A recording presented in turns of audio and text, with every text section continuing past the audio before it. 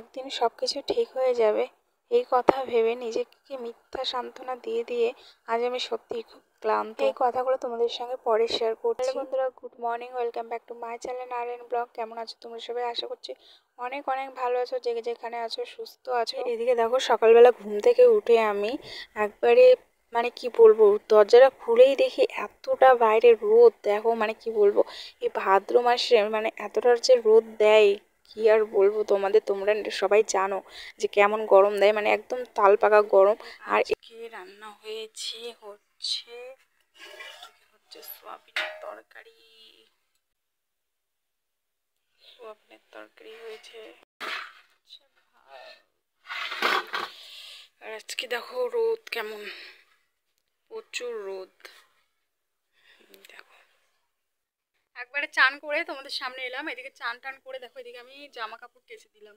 এই দেখো, আর যা রোদ দিয়েছে আজকে। তো এদিকে কিছু হচ্ছে জামা কাপড় কাচলাম, আর হচ্ছে চান করতে করতে বাবা আবার নিয়ে চলে আসতে হচ্ছে মাছ। তো নদীতে গেছিলো, যেহেতু নদীর মাছ।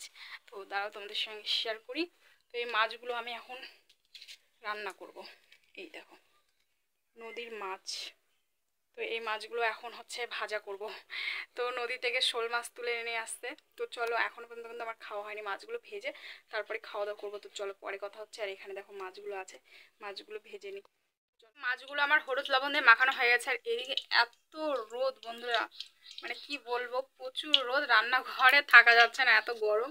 এদিকে গ্যাসে আমি হচ্ছে মাছগুলো ভেজে নেব। তো এখানে হচ্ছে আজকে আবার বড় একটা শোল মাছ পেয়েছিল। প্রত্যেক দিন ছোট ছোট পায়, আজকে আবার অনেকটা বড় শোল মাছ পেয়েছে। তো শোল মাছ খেতে তোমরা কে কে ভালোবাসো সেটা কিন্তু কমেন্ট করে জানাবে। তো নদীতে হয় শোল মাছ।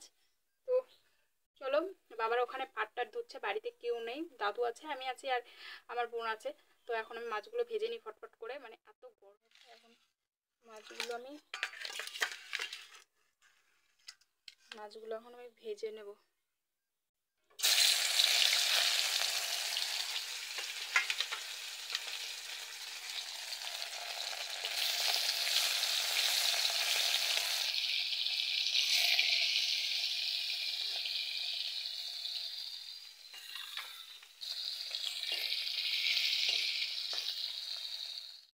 কিছু কিছু মানুষ আছে যারা মনে ভাবে আমি বাবার বাড়িতে আছি, তার মানে বেশ খুব আনন্দে আছি, খুব মজায় আছি, সারাদিন খাচ্ছি যাচ্ছি, আমার আর কাজ কি, তাই না?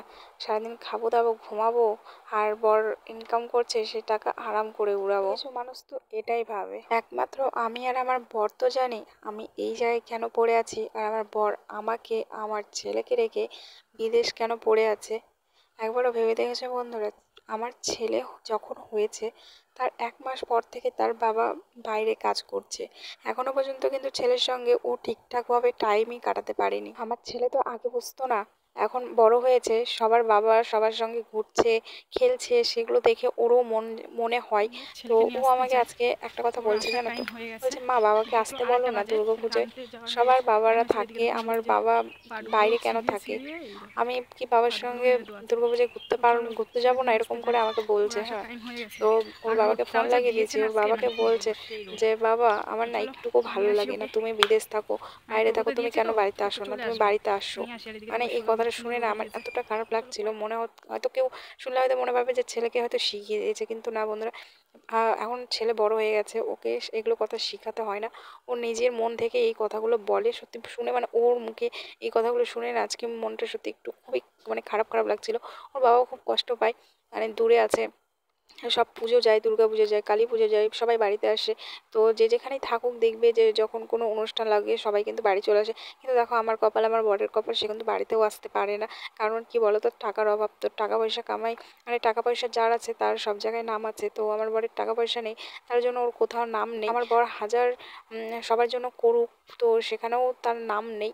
তো যাই হোক, অনেক কষ্ট দুঃখর জন্য আজকে আমি এই বাবার বাড়িতে পড়ে আছি।